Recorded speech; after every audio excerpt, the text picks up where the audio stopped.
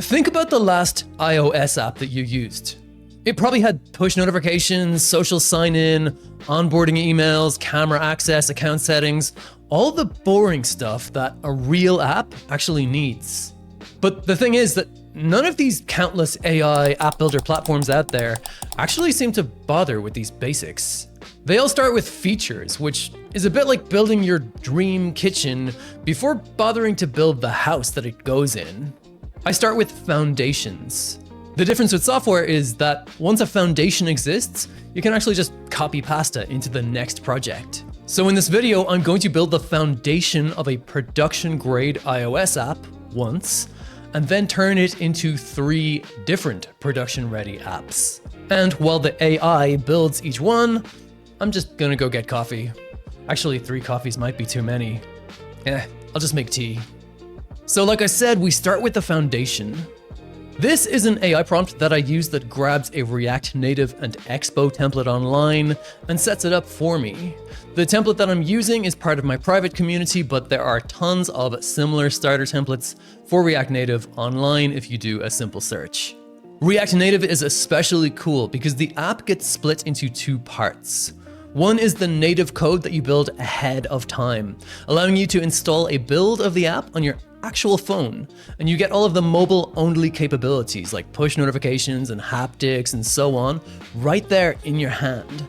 But there's a second part that gets driven by the files sitting right there on your laptop. Fluid code that you can change manually or with the AI and see those changes happening in real time.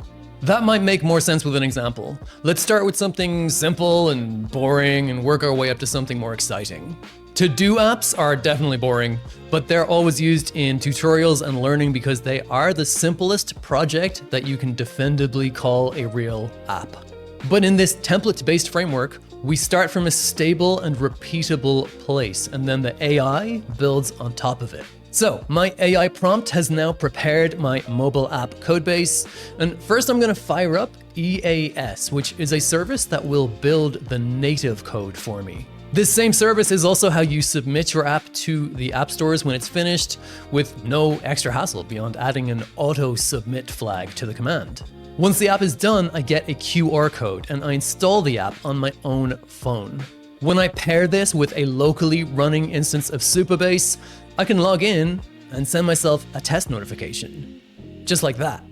This is the skeleton of my app, and I'm about to build 3 different apps on top of it. To-do apps aren't complicated, so one prompt should do it. First though, I need version control. I want to be able to snapshot the app and then be able to roll it back to this point so that I can start over whenever I want to. So I'll initialize Git as a repository, commit all the code to snapshot it, and then also I'll push it up to GitHub so that if I have a fire and my laptop melts, then I won't lose my project. Okay, so now I'll fire in the to-do list prompt and let's see what the AI comes up with. Okay, so I'll sign in with Google. All right, nice. So now I can start making tasks.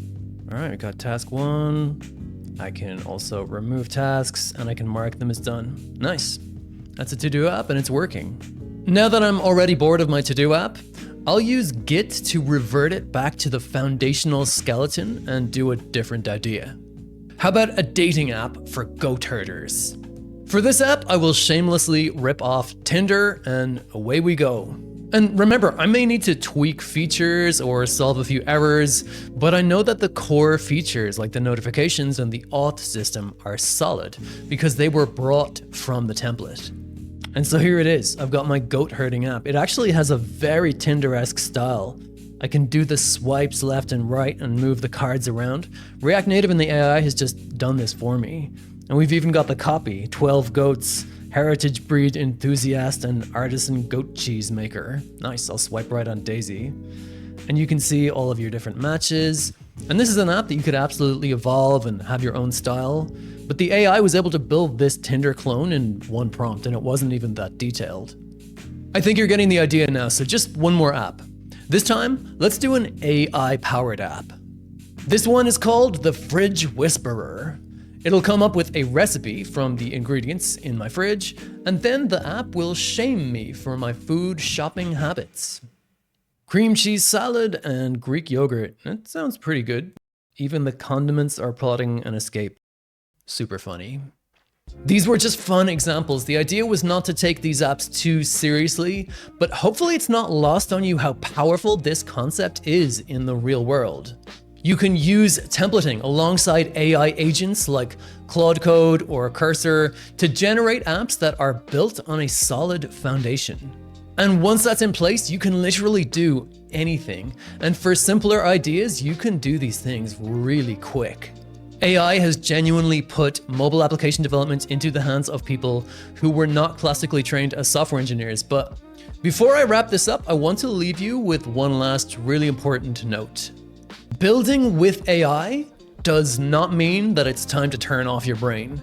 If you want to build a successful app, understanding tools you're using, product requirements, design, architecture, and of course skills like marketing and product ownership are now more important than ever. You probably noticed I skipped a lot of details here. This video isn't a tutorial, it's a demonstration of what changes once you stop prompting from scratch and start building on a reusable foundation. The real work happens after this, making trade-offs, fixing edge cases, understanding the tools well enough to know when the AI is derailing, and carrying the app all the way to something you can actually maintain. If that's the kind of work you want to do, I run a small paid community where we go deep on exactly this: foundations, production setups, and the unglamorous parts that make an app survive in the real world. It's not for dabbling, but if you're serious, this is where I can actually help. By the way, if you're still a bit confused as to the huge number of tools for AI app building on the market, this would be the video that you want to watch next. Thanks for watching, and I'll see you in the next one.